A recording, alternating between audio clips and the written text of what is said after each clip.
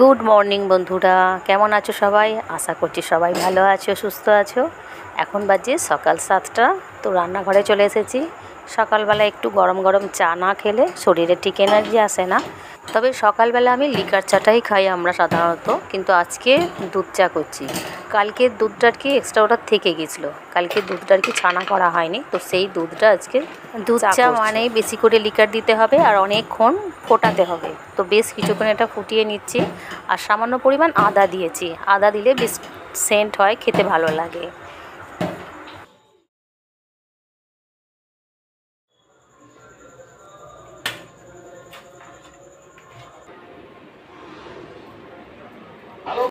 চায়ের সাথে নেড়োটা খেতে বেশ ভালো লাগে, তাই দুটো নেড়ো নিয়ে নিলাম।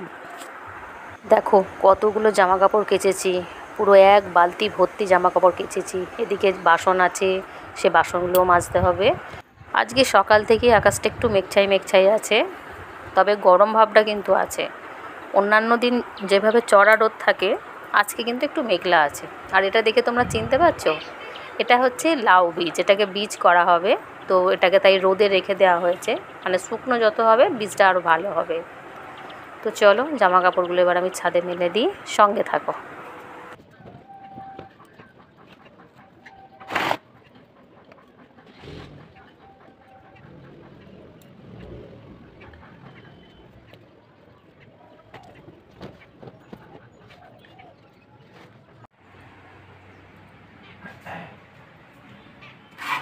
এখন যেহেতু আলুর একটু দামটা কম, তাই এক বস্তা আলু কিনে এই যে সিঁড়ির মধ্যে চারিয়ে রেখেছি। আর আলুগুলোর সাইজ একদম মিডিয়াম সাইজ আর কি। তো এই যে চারিদিকে মানে চারিয়ে রেখে দিয়েছি, যাতে মানে পচে না যায়। আর এদিকে আছে ছোট পেঁয়াজ। এই ছোট পেঁয়াজের টেস্ট কিন্তু হেভি লাগে, বিশেষ করে পান্তা ভাত আর এই ছোট পেঁয়াজ হবে আর শুকনো লঙ্কা ভাজা হবে, মানে যাকে আমরা বলি তেল লঙ্কা। তো ওইটা খেতে কিন্তু হেভি লাগে এই গরমকালে বিশেষ করে।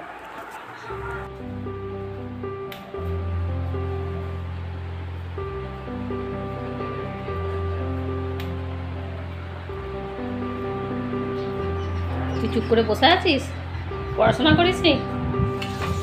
আজকে ব্রেকফাস্টে করলাম মুগ কড়াই সিদ্ধ আর দিয়েছি 3টে আলু। মুগ কড়াই সিদ্ধটা আমার কি খুব একটা খেতে ভালো লাগে না, আলু সিদ্ধ দিয়ে মুড়িটা খেতে আমার বেশ ভালো লাগে। কাঁচা সর্ষের তেলে বেশ ঝাঁঝ ঝাঁঝ থাকবে আর একটু কাঁচা লঙ্কা নুন মাখে বেশ ভালো লাগে। তবে আমার ছেলেরও কিন্তু ওই আলু সিদ্ধ দিয়ে মুড়ি খেতে বেশি পছন্দ করে। তো স্নান সেরে নিয়েছি, এবার রান্নার পালা। তো চলো আজকে কি কি রান্না করব, লাঞ্চের মেনু কি কি হবে তোমাদের সাথে একবার শেয়ার করি। তো আজকে সবজি এনেছে, এই যে দুটো এঁচোড় এনেছে। এদিকে আছে টমেটো, শসা, করলা, আর এদিকে আছে নিম পাতা, আর এদিকে আছে মাছ। এই ফাল্গুন চৈত্র মাস করেই আমরা নিম পাতা খাওয়াটা শুরু করি, আর কচি কচি পাতাগুলো সেন্টও দারুণ লাগে। তবে নিম পাতা দুরকমভাবেই খাওয়া হয়, কোনো কোনো সময় বেগুন দিয়ে ভাজা করি, আবার কোনো কোনো সময় আর কি আলু সিদ্ধ দিয়েও নিম পাতাটা আর কি মুলে নিই। তো এই যে এঁচোড় কোটা কমপ্লিট হয়ে গেছে। আর এঁচোড় কোটা ঝামেলা যে আর কি বলবো, প্রথমে হাতে ভালো করে তেলটা মেখে নিতে হয়, তারপরে এঁচোড় করতে হয়। তা নাহলে হাতে যে আঠাটা যদি একবার লাগে না, তাকে ছাড়াতে দম বেরিয়ে যায়। তো এদিকে হচ্ছে মাছের ঝাল।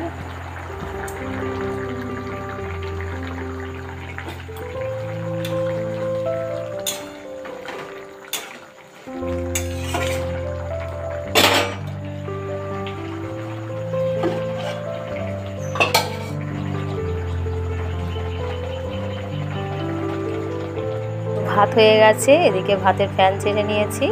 আর আছে রান্না বাকি বলতে এই যে নিম পাতাটা ভাজা করে নিচ্ছি। তো সব রান্না মোটামুটি কমপ্লিট হয়ে গেছে।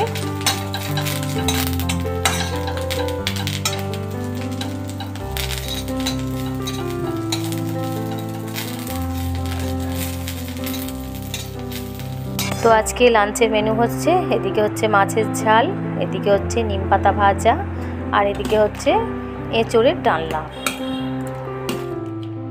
কিছুদিন ধরেই একটা প্রবলেম হচ্ছে, মানে সামনের লেখাগুলো আমি ঠিক স্পষ্টভাবে দেখতে পাচ্ছি না। তাই ডক্টরের কাছে গিয়েছিলাম, ডক্টর দেখিয়ে এই যে চশমাটা তৈরি করলাম। তো ডক্টর দেখিয়ে বাড়ি ফেরার পথে দই কিনে নিয়ে এলাম। তো এখন এবার দই খাবো। তো বন্ধুরা, ভিডিওটি আজ এই পর্যন্তই। যদি তোমাদের ভালো লেগে থাকে একটা লাইক দিয়ে দিও। আগামী দিন আরও একটি নতুন ভিডিওতে তোমাদের সঙ্গে দেখা হচ্ছে। ততক্ষণের জন্য সবাই সুস্থ থেকো, ভালো থেকো।